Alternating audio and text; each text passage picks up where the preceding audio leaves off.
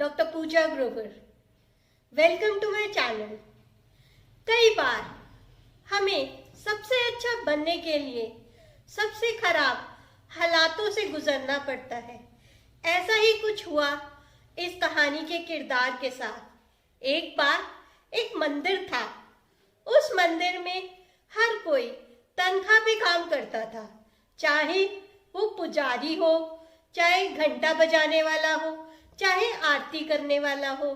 लेकिन ये जो घंटा बजाने वाला था वो पगार पे काम करते हुए भी इतनी ज्यादा डेडिकेशन और इतनी ज्यादा भक्ति भाव से अपना काम करता था कि वहां के लोग आरती के समय भगवान के दर्शन के साथ साथ उसके उस भक्ति भाव को, उसके उस डेडिकेशन को महसूस कर पाते थे कि वो कितना ज्यादा अपने काम में इन्वॉल्व है।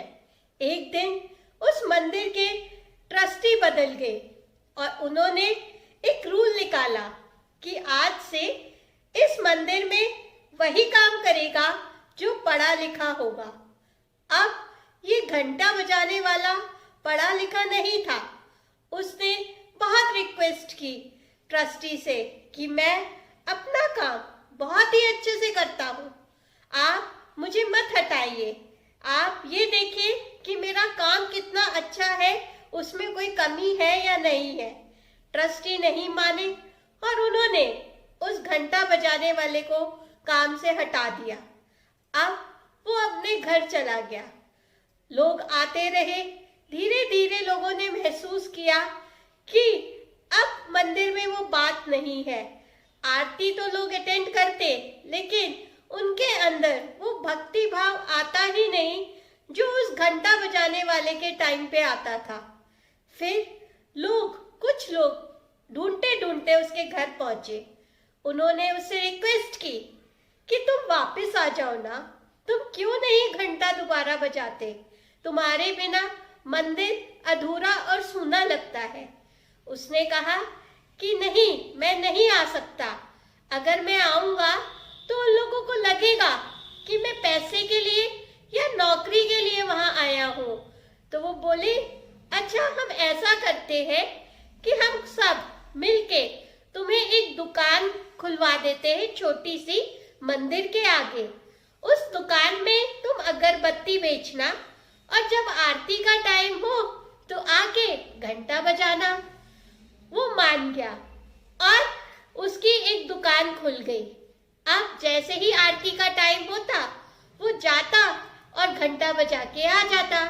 ऐसे करते करते धीरे धीरे वो उसकी 1 से 7 दुकानें हुई, 7 से 70 हुई और फिर उसने अगरबत्ती बनाने की एक फैक्ट्री ही खोल डाली, क्योंकि वो हर काम को बहुत ही डेडिकेशन के साथ करता था। लेकिन आज वो मर्सिडीज में फैक्ट्री में जाता, मंदिर आता, लेकिन फिर भी घंटा जरूर बजाता था। कुछ दिन बाद फिर से मंदिर के ट्रस्टी बदले। उन्हें मंदिर में कुछ रेनोवेशन करवानी थी, कुछ बदलाव कराने थे। उन्हें पैसे की जरूरत थी। उन्होंने सोचा अब मैं क्या करूं? उन्हें फैक्ट्री मालिक का ध्यान आया। वो उनके पास गए और उन्होंने बताया कि मुझे कुछ पैसे चाहिए मंदिर के अंदर काम कराने के लिए। उसने चेकबुक आगे की और कहा आप भर दीजिए।